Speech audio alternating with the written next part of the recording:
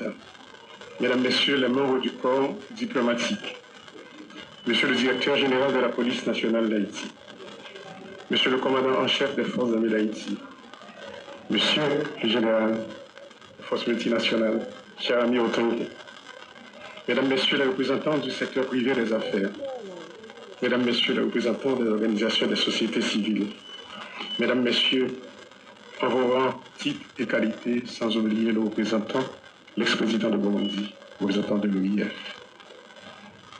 Peuple haïtien, dans 10 départements et dans la diaspora, monde Saint-Suzanne, bonjour tout le monde.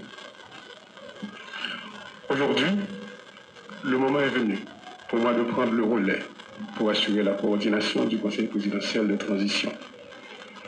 Permettez-moi d'abord de reconnaître et de saluer les efforts de ceux qui m'ont précédé à ce poste.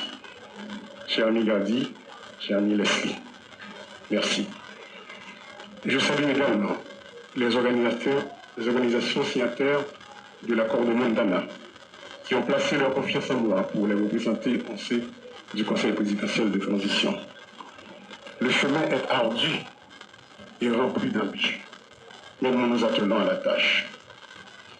Cette passation aujourd'hui aura un caractère symbolique, mais combien important, parce qu'elle démontre notre engagement envers l'alternance.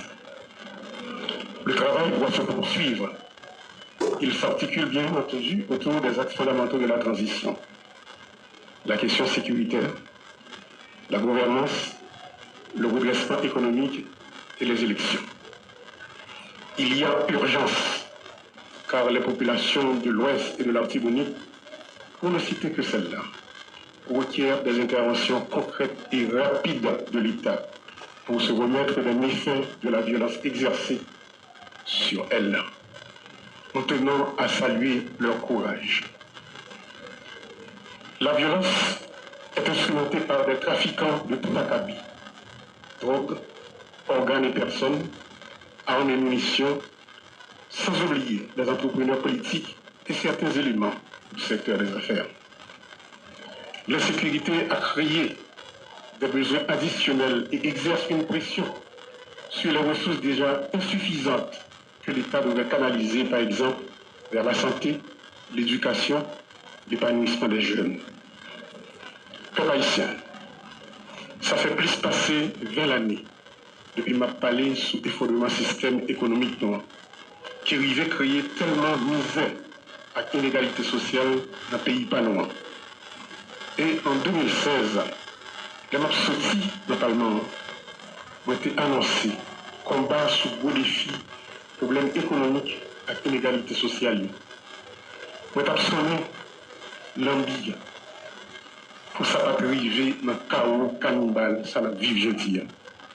Côté, certains monde qui dans le secteur économique et politique, ils mettent des armes dans les jeunesse pays, puis au fait, ça ils connaissent, pour détruire la vie avec bien, pour faire action et traîner nous dans la honte ça que nous vivons jeudi.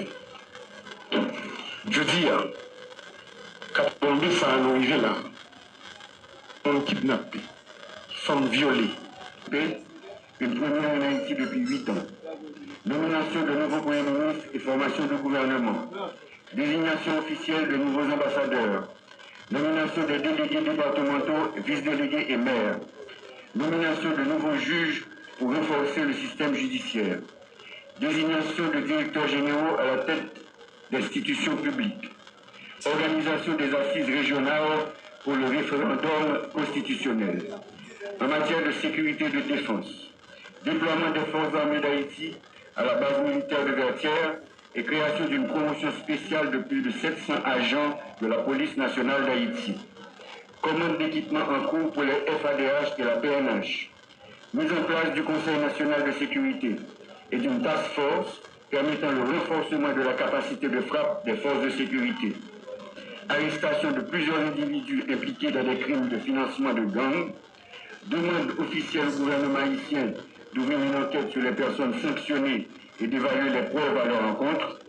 Mise en place et opérationnalisation du comité de désarmement CNDDR.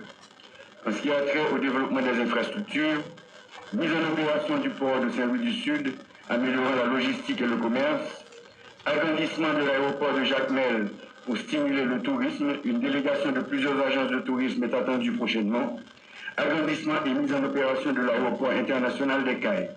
En matière de diplomatie et relations internationales, première visite officielle d'un président étranger à Jacmel, avec la création de 2 conseils binationaux pour renforcer la coopération externe, rencontre avec le président Macron pour discuter de la sécurité, de la restitution, des réparations et du dialogue bilatéral, promotion de l'organisation d'une conférence nationale avec le soutien du pape pour appuyer Haïti, engagement obtenu auprès du Venezuela et des pays de l'ALBA pour une aide humanitaire, développement social, adoption d'un arrêté créant un réseau national de centres d'accueil pour les enfants soldats.